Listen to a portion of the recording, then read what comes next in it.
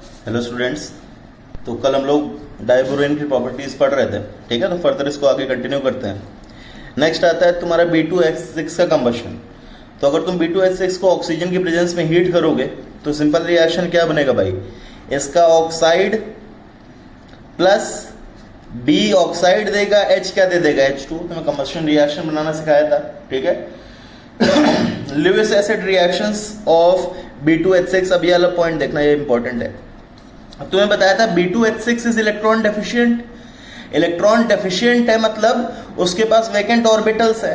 Vacant orbitals है मतलब वो क्या एक्सेप्ट कर सकता है, इलेक्ट्रॉन्स। अगर इलेक्ट्रॉन्स एक्सेप्ट कर सकता है मतलब it is a Lewis acid. Clear है, आया समझ में। तो वही हम लोग पढ़ रहे हैं Lewis acid reactions of B2H6। तो अब एक बार ध्यान दो, B2H6 का स्ट्रक्चर ये है, ठीक है। तो ड्यूरिंग लुईस एसिड रिएक्शंस ये दो तरह से टूटता है। एक तो क्या, ये सिमेट्रिकली टूटे, तो अगर ये इसका सिमेट्रिकल क्लीवेज होगा, अगर ये सिमेट्रिकली टूटेगा या मतलब इसका सिमेट्रिकल क्लीवेज होगा, मतलब क्या है कि दो, ये इसको अगर सिमेट्रिकली तुम तोड़ोगे तो तुम क्या होगा, दो BH3 के मॉलिक्यूल्स निकलेंगे। देखो, एक BH3 प्लस दूसरा BH3। तुमने इसको सिमेट्रिकली तोड़ दिया मतलब एक बोरॉन के पास दो हाइड्रोजन, सॉरी एक बोरॉन के पास तीन तीन हाइड्रोजन, तो सिमेट्रिकल क्लीवेज होगा। तब ये किस में टूटेगा, BH3 में। एक क्या होता है, अनसिमेट्रिकल क्लीवेज। अनसिमेट्रिकल क्लीवेज होगा मतलब क्या होगा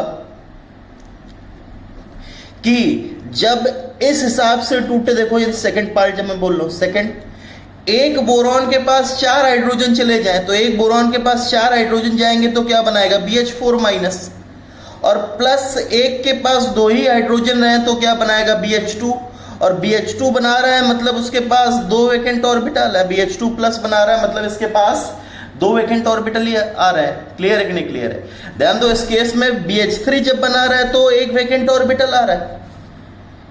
समझ में आया, BH3 के पास एक वैकेंट ऑर्बिटल आता है पूरा पूरा, लेकिन जब BH2 बनाएगा तो उसके पास क्या आ रहा है, दो वैकेंट ऑर्बिटल आ रहा है, ठीक है। तो B2H6 जब लुईस एसिड रिएक्शन शो करता है तो इट डिसोशिएट्स, या ये दो उसमें टूटेगा। एक तो सिमेट्रिकल क्लीवेज, जब तीन तीन हाइड्रोजन दोनों बोरॉन के पास। एक अनसिमेट्रिकल क्लीवेज, जब एक बोरॉन के पास चार हाइड्रोजन, एक बोरॉन के पास दो हाइड्रोजन। क्लियर है कि नहीं क्लियर है, आया समझ में। अब ध्यान दो, अगर तुमसे पूछा जाए Lewis acidic character BH2 plus और BH3 में ज्यादा किसका होगा, तो लुईस एसिडिक कैरेक्टर ज्यादा किसका होगा, जो ज्यादा इलेक्ट्रॉन्स एक्सेप्ट कर पाएगा। अब इसमें एक वैकेंट ऑर्बिटल है, इसमें दो वैकेंट ऑर्बिटल है, तो ज्यादा इलेक्ट्रॉन डेफिशिएंट कौन है, BH2 प्लस। तो अगर ज्यादा इलेक्ट्रॉन डेफिशिएंट है मतलब BH2 plus is a stronger Lewis acid than BH3। आया समझ में। लुईस एसिडिक कैरेक्टर अगर तुमसे बोला जाए BH2 प्लस और BH3 में, तो ज्यादा किसका होगा, BH2 प्लस का, because BH2 plus is more electron deficient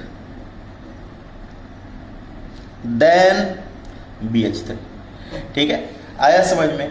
अब ध्यान दो, अगर BH2 plus strong Lewis acid है मतलब it will react with strong Lewis bases. और BH3 अगर वीक लुईस एसिड है मतलब it will react with weak Lewis bases, ठीक है। आया समझ में। अगर ये स्ट्रॉन्ग है मतलब इसको इलेक्ट्रॉन ज्यादा चाहिए। इलेक्ट्रॉन ज्यादा चाहिए तो किसके पास ज्यादा अवेलेबल होंगे, स्ट्रॉन्ग लुईस बेस के पास। तो स्ट्रॉन्ग लुईस एसिड किसके साथ रिएक्ट करना चाहेगा, स्ट्रॉन्ग लुईस बेस के साथ, because it has more electrons, वो ज्यादा इलेक्ट्रॉन्स दे सकता है। वीक लुईस एसिड है तो इसके इलेक्ट्रॉन लेने की टेंडेंसी कम, और लेने की टेंडेंसी कम तो ये किसके साथ रिएक्ट करेगा, वीक लुईस बेस के साथ। क्लियर है कि नहीं क्लियर है। तो ध्यान रखना, स्ट्रॉन्ग लुईस एसिड जो BH2 प्लस है it will tend to react with strong Lewis bases, और जो वीक लुईस एसिड है वो किसके साथ रिएक्ट करेगा, वीक लुईस बेसिस के साथ। क्लियर है कि नहीं क्लियर है, ठीक है। तो अब ध्यान दो, तो इस बेसिस पे अगर तुमसे बोला जाए नाइट्रोजन, ऑक्सीजन, फ्लोरीन, ये एलिमेंट्स बोल रखे हैं जिनके ऊपर लोन पेयर ऑफ इलेक्ट्रॉन्स आते हैं, तो बताओ लेफ्ट टू राइट जाने पे लुईस बेसिक कैरेक्टर क्या होगा, इंक्रीज होगा कि डिक्रीज होगा? तो लेफ्ट टू राइट जाने पे लुईस बेसिक कैरेक्टर डिक्रीजेस, क्योंकि लोन पेयर ज्यादा स्टेबल होता जाएगा। ज्यादा स्टेबल कब क्यों होगा? क्योंकि ज्यादा इलेक्ट्रोनेगेटिव एटम पे ज्यादा लोन पेयर स्टेबल, और स्टेबल है तो देने की टेंडेंसी कम, मतलब Lewis basic character will decrease. ऊपर से नीचे आने पे फिर से Lewis base character will decrease. क्यों? साइज बढ़ने से फिर से तुम्हारा क्या होगा? लोन पेयर ज्यादा स्टेबलाइज हो गया, और साइज बढ़ने से लोन पेयर अगर ज्यादा स्टेबलाइज हो गया तो देने की टेंडेंसी क्या हो जाएगी? कम।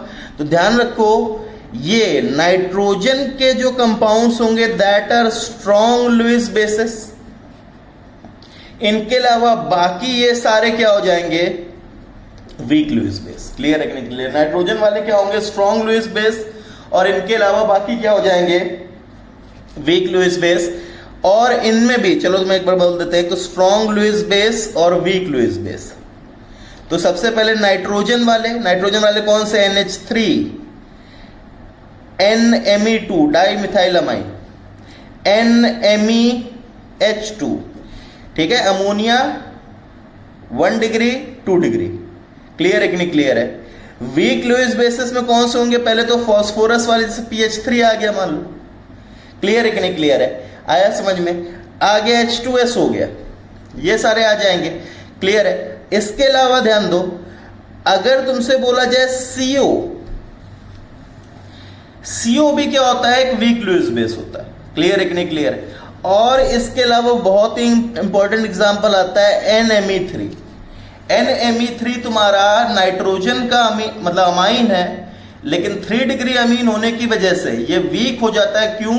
क्योंकि अगर 3 डिग्री अमाइन, देखो अगर मान लो 3 डिग्री अमाइन लगेगा, देखो जब एक चीज बताओ, BH2 प्लस बनेगा। एक बार यहां एक चीज ध्यान दो, अगर तुमने B2H6 का वीक लुईस बेस के साथ रिएक्शन कराई, लेट मान लो वीक लुईस बेस X है, तो ये किस में टूटेगा? BH3 में।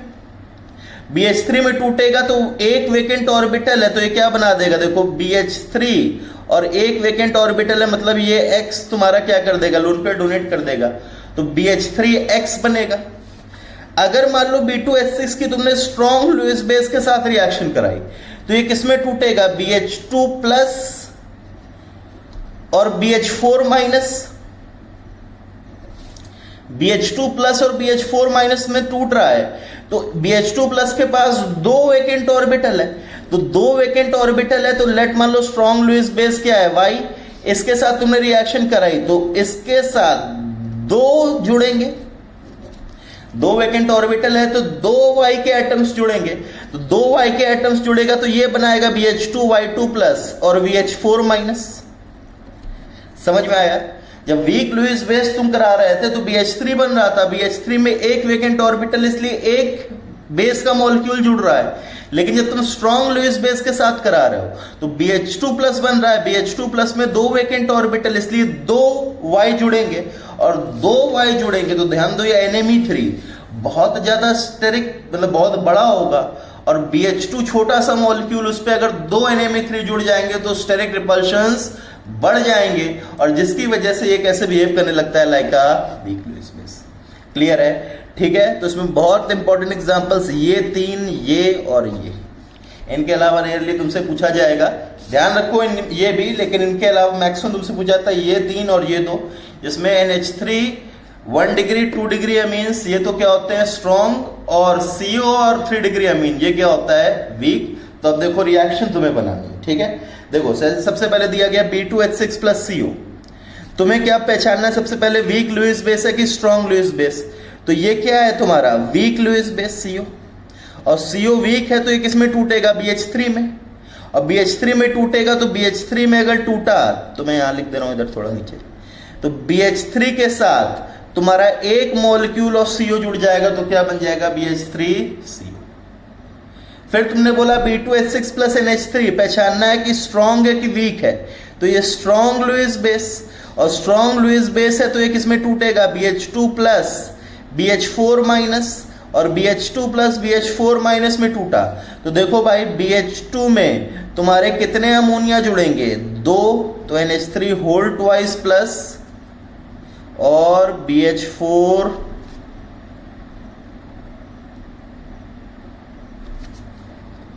समझ में आया? क्लियर है? Next B2H6 plus NMe3। NMe3 क्या है, स्ट्रॉन्ग के वीक? तो वीक, और वीक है तो मतलब BH3 में टूटा, और BH3 में टूटा तो तुम्हारा क्या बन जाएगा, BH3N 2 डिग्री अमीन। स्ट्रॉन्ग की वीक, तो स्ट्रॉन्ग तो किस में टूटेगा, BH2 प्लस BH4 माइनस, और BH2 प्लस में टूटा है तो दो जुड़ जाएंगे तो BH2N Me2H whole twice BH4। ठीक है, तो one of the most important reactions of तुम्हारा बोरॉन है B2H6, तुम्हारा लुईस एसिड रिएक्शंस, और मैक्स लगभग 100% टाइम्स तुम्हारा यही 5 एग्जांपल्स आएंगे। तो ये इनको ध्यान रखो, वीक लुईस बेस के साथ BH3 टूटेगा, एक मॉलिक्यूल जड़ेगा। ठीक है, स्ट्रॉन्ग लुईस बेस के साथ BH2 प्लस बनेगा, 2 मॉलिक्यूल्स जुड़ेंगे। क्लियर है कि नहीं क्लियर है? आया समझ में? इनके अलावा तुम्हें बता दिया, अगर मान लो कभी रिएक्शन आ गई, जैसे अगर मान लो तुमसे आ गया B2H6 प्लस PH3 मुझे देना है, तो PH3 पहचानोगे क्या, वीक की स्ट्रॉन्ग? तो वीक है तो मतलब क्या बोलोगे, BH3 बना, और BH3 बना तो क्या बन जाएगा, BH3। आया समझ में? क्लियर है कि नहीं क्लियर है? ठीक है, नेक्स्ट अब कुछ इंपॉर्टेंट रिएक्शंस ध्यान रखो। B2H6 NaH के साथ तो ये क्या बनाता है, NaBH4। ठीक है, इसको लोग बोलते हैं सोडियम बोरॉन हाइड्राइड। ये तुम्हारा रिड्यूसिंग एजेंट की तरह यूज होता है, ऑर्गेनिक में तुमने देखा होगा। ठीक है, it is used in the preparation of sodium boron hydride. ठीक है, ये तुम्हें रिएक्शंस डायरेक्टली ध्यान रखनी है। नेक्स्ट एक ये इंपॉर्टेंट रिएक्शन आती है B2H6 की CH3Cl के साथ, तो अब ध्यान दो एक बार। B2H6 की जब तुम CH3Cl के साथ रिएक्शन कराते हो तो ये एक टाइप की सब्स्टिट्यूशन रिएक्शन है। ठीक है, तो इसमें क्या होता है कि जो B2H6 जब इसके साथ रिएक्ट करता है तो ये इसको किस में कन्वर्ट कर देता है, CH3 CH3 CH3 CH3, और प्लस तुम्हारा क्या निकल के आ जाता है, HCl। 4 HCl बाहर निकल के आ जाएगा। तो इस केस में क्या हो रहा है कि जो तुम्हारा CH3 है वो कौन से हाइड्रोजन्स को सब्स्टिट्यूट कर रहा है, टर्मिनल हाइड्रोजन्स को। देखो 2 टाइप के हाइड्रोजन्स है, ये तुम्हारे ब्रिज हाइड्रोजन्स, और ये वाले कौन से हैं, ये वाले, ये तुम्हारे कौन से हैं, टर्मिनल हाइड्रोजन्स। ये वाला भी और ये वाला भी क्या है, टर्मिनल हाइड्रोजन्स। क्लियर है कि नहीं क्लियर है? तो तुम्हारा इस केस में जब सब्स्टिट्यूशन हो रहा है CH3Cl के साथ, तो ये किसको सब्स्टिट्यूट कर रहा है, टर्मिनल हाइड्रोजन्स को। अब एक चीज ध्यान दो, सब्स्टिट्यूशन रिएक्शन में अगर तुमसे एक बहुत ही इंपॉर्टेंट प्रॉपर्टी निकल के आती है कि तुमसे बोलेगा कि भाई ब्रिज BH बॉन्ड और टर्मिनल BH बॉन्ड, इनकी अगर तुमसे बोला जाए बॉन्ड स्ट्रेंथ किसकी ज्यादा है,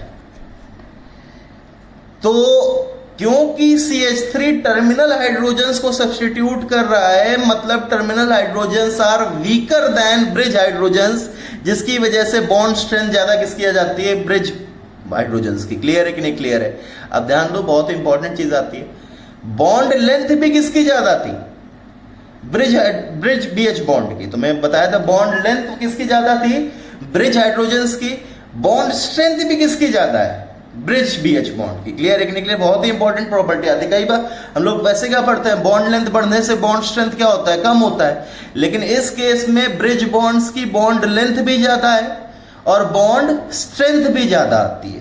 क्लियर है कि नहीं क्लियर है? कैसे पता चलता है, because in this reaction CH3 substitutes terminal hydrogens, hence terminal hydrogens are weaker than bridge hydrogens. Clear है कि नहीं क्लियर है? समझ में आया कि नहीं आया? ठीक है, तो ये पॉइंट ध्यान रखना, बॉन्ड लेंथ ब्रिज BH और टर्मिनल BH किसकी ज्यादा आएगी, ब्रिज की। बॉन्ड स्ट्रेंथ ब्रिज BH और टर्मिनल BH किसकी ज्यादा आएगी, ब्रिज की। समझ में आया? क्लियर है कि नहीं क्लियर है? ठीक है, तो अब नेक्स्ट, ठीक है, ये तुम्हारे मेन जो तुम्हारा था मैक्सिमम 95 या 90% ऑफ द टाइम्स तुम्हारा वहीं से आएगा। अभी कुछ इंपॉर्टेंट प्रॉपर्टीज है, बहुत ही रेयरली पूछता है, लेकिन तुम्हें आना चाहिए। देखो जैसे AlCl3 कभी कभार पूछता है, तो सबसे पहले रिएक्शन, तो अगर तुम Al2O3 को डाइल्यूट HCl के साथ करोगे, बनाओ भाई reaction Al3 plus O2 minus H plus Cl minus, क्या बना देगा AlCl3 plus H2O। AlOH whole thrice की डायरेक्ट HCl के साथ कराए, Al3 plus OH minus H plus Cl minus, क्या बनाएगा AlCl3 प्लस H2O। क्लियर है कि नहीं क्लियर है। Al की ड्राई Cl2 के साथ कराई, क्या बना देगा AlCl3। Al की ड्राई HCl के साथ बनाई, क्या बना देगा AlCl3 प्लस H2। ठीक है, अब इसमें एक चीज ध्यान रखो, ये दो रिएक्शंस जो हैं this is used for preparation of hydrated AlCl3, क्योंकि इसमें डाइल्यूट तुम्हारा या फिर aqueous form of HCl use किया जा रहा है, पानी मीडियम है, तो ये कहाँ यूज हो रही है for preparation of hydrated AlCl3। और यहाँ पे क्योंकि ड्राई Cl2 और ड्राई HCl यूज किया जा रहा है, इनफैक्ट ये तीनों रिएक्शंस, ये मैकेफेज प्रोसेस भी ध्यान रखना, Al ड्राई Cl2 के साथ, Al HCl के साथ और Al2 dry Cl2 in presence of C, ये तुम्हारी एफिशिएंसी क्या होता है, बढ़ा देता है, क्योंकि ये Cl2 को जल्दी रिड्यूस करता है। ये तीनों are used in preparation of dry AlCl3। ठीक है, above two reactions are used for in the preparation of hydrated AlCl3, while these three reactions are used for the preparation of dry AlCl3। मैकेफेज process में तुम्हें maximum times reaction नहीं आएगी, तुम्हें बस नाम आ जाएगा कि मैकेफेज प्रोसेस यूज कहाँ किया जाता है, तो तुम्हें पता होना चाहिए मैकेफेज process is used in the production of dry AlCl3। Clear है। नेक्स्ट बताओ भाई, AlCl3 के H2 के साथ रिएक्शन तुम्हारा मॉइस्ट एयर की प्रेजेंस में क्या बना देगा AlOH whole thrice plus HCl। Clear है कि नहीं क्लियर है, समझ में आया। ठीक है, तो हम लोग क्या बोलते हैं कि AlCl3 fumes in presence of moist air. जब AlCl3 को तुम मॉइस्ट एयर में रख दोगे तो ये फ्यूम करता है। फ्यूम क्यों करता है, क्योंकि ये HCl गैस तुम्हारी बाहर निकलती है इन टर्म्स ऑफ फ्यूम्स। ठीक है, आया समझ में। ये तुम्हारा AlOH होल थ्राइस सॉलिड बन जाएगा, ये तुम्हारा क्या बनेगा, गैस।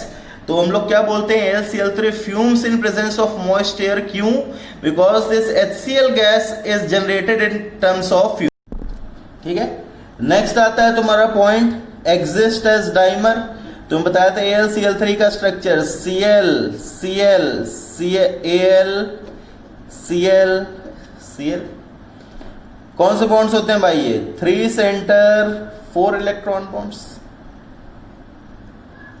याद है कि नहीं आता है, क्योंकि क्लोरीन के पास लोन पेयर है, इसलिए कौन से बॉन्ड बनाता है, 3 सेंटर 4 इलेक्ट्रॉन बॉन्ड। ठीक है, याद है, क्लियर है, तुम्हारा बॉन्डिंग में करा रखा है, एक बार इसको पढ़ लेना।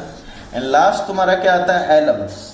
एलम्स क्या है, alums are double sulphates with general formula X2SO4 Y2SO4 whole thrice dot 24H2। यहाँ X क्या रिप्रेजेंट करता है, मोनोवैलेंट रेडिकल। मोनोवैलेंट रेडिकल मतलब वन वैलेंसी वाले, जैसे Na plus K plus NH4 plus. ठीक है, Y क्या रिप्रेजेंट करता है, ट्राईवैलेंट। ट्राईवैलेंट कैसे, Al3 plus Cr3 plus Fe plus 3। ठीक है, आया समझ में।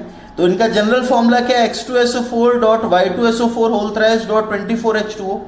X monovalent, Y trivalent. अच्छा, इसका एम्पेरिकल फॉर्मूला कभी कभार दिया होता है, क्या आता है, देखो X YSO4 whole twice dot 12H2O। ठीक है, this is the empirical formula. देखो भाई, इसको एम्पेरिकल फॉर्मूला अगर तुम करोगे आ जाएगा, ये 4 है, ये 2 तो 2 से डिवाइड कर दो पूरे को, तो तुम्हारा एम्पेरिकल फॉर्मूला लिखा होगा। ठीक है, this is empirical formula, this is general molecular formula. Clear है कि नहीं क्लियर है, आया समझ में। अब एग्जांपल्स तुम्हें ध्यान हो, जैसे पोटैश एलम। पोटैश एलम में X क्या होता है, K, Y क्या होता है, Al। Chrome alum, chrome alum में X क्या होता है, X यहां पे क्या है, K प्लस, Y क्या है, Al3 प्लस। क्रोम में X क्या है, K प्लस, Y क्या है, Cr3 प्लस। आयरन एलम में X क्या है तुम्हारा NH4+, Y क्या है Fe3+, और अमोनियम एलम में X क्या है तुम्हारा NH4+, और Y क्या है Al3+। इनके तुम्हें नाम ध्यान होने चाहिए और साथ में इनके फॉर्मूलेस X और Y क्या क्या है, ठीक है। ये तुम्हारा IUPAC नेम नहीं, कॉमन नेम्स हैं, तो इनके नाम तुम्हें क्या होने चाहिए, ध्यान होने चाहिए। और X और Y कौन कौन सा है ध्यान होना चाहिए, क्योंकि उसमें डायरेक्टली मोस्ट इंपॉर्टेंट ये दोनों पूछता है, पोटैश एलम और क्रोम एलम का फॉर्मूला, ठीक है। लेकिन चारों ध्यान होना चाहिए, ठीक है, क्योंकि पूछा जा सकता है। क्लियर है कि नहीं क्लियर है। Next last properties, first in Elms each metal ion is surrounded by 6 water molecules. तो ध्यान दो, इसमें 2 X के हैं 2 Y के हैं, टोटल 4 मेटल आयंस है, और टोटल वाटर मॉलिक्यूल्स कितने अवेलेबल है 24। तो हर एक मेटल आयन को कितने वाटर मॉलिक्यूल सराउंड करते हैं 6। अब नेक्स्ट आता है लिथियम या Li+ do not form alum. क्यों नहीं फॉर्म करता है, because Li+ is very small, hence could not be surrounded by 6 water molecules, ठीक है, ये ध्यान रखना है। Li+ तुम्हारा एलम फॉर्म नहीं करता है। क्यों नहीं करता है, बिकॉज Li+ का साइज बहुत छोटा होता है और ये अपने आसपास 6 वाटर मॉलिक्यूल्स नहीं रख सकता है। क्लियर है कि नहीं क्लियर है, आया समझ में, ठीक है। Next heating of alum. Heating of alum करते हो तो ये क्या होता है, ये भी तुम्हारा अपने वाटर ऑफ क्रिस्टलाइजेशन लूज करते हैं, तो वाटर ऑफ क्रिस्टलाइजेशन लूज करके एनहाइड्रस फॉर्म में चले जाते हैं, एनहाइड्रस, ठीक है। और ध्यान दो, ये भी हम लोग बोलते हैं Elms also swell on heating. तो तुम्हारे 2 कंपाउंड ऐसे निकले जो तुम्हारे, और 2 ही हैं तुम्हारे, जो तुम्हारे कोर्स में 2 हैं, ठीक है। तुम्हारे कोर्स में ऐसे 2 कंपाउंड्स हैं जो हीट करने पे स्वेल करते हैं, एक बोरैक्स, दूसरा एलम। होता क्या है बस कि बोरैक्स को फर्दर हीट कर देते हो तो ग्लासी मटेरियल फॉर्म कर लेता है, बताया था Na-BO2+ B2O3, उसको फर्दर हीट कर दिया तो क्या फॉर्म कर लेता है, ग्लासी मटेरियल। लेकिन ये तुम्हारा हीट करने पे किस में चले जाते हैं, एनहाइड्रस फॉर्म में, ठीक है। ये किस में चले जाते हैं, एनहाइड्रस फॉर्म में, ठीक है। तो ऐसे 2 कंपाउंड्स हैं, 2 compounds which swell on heating, एक तो बोरैक्स, दूसरा एलम। डिफरेंस कैसे, इसको फर्दर हीट किया तो इसने क्या फॉर्म किया, ग्लासी मटेरियल। ये ग्लासी मटेरियल फॉर्म नहीं करता है, किसमें चला जाता है, एनहाइड्रस फॉर्म में। समझ में आया, क्लियर है। Last point, aqua solution of alums are acidic. कैसे देखो एक बार, K2SO4 जैसे example Al2SO4 whole thrice dot 24H2O, ये strong acid plus strong base salt neutral, ये weak acid plus weak base plus strong acid salt, तो क्या आएगा, acidic आएगा। आया समझ में। तो ये न्यूट्रल, ये एसिडिक, रिजल्टिंग कैरेक्टर क्या आ रहा होगा, एसिडिक आ रहा होगा। क्लियर है कि नहीं क्लियर है। तो इनके एक्वा सॉल्यूशन क्या होते हैं, एसिडिक, ठीक है। Thank you.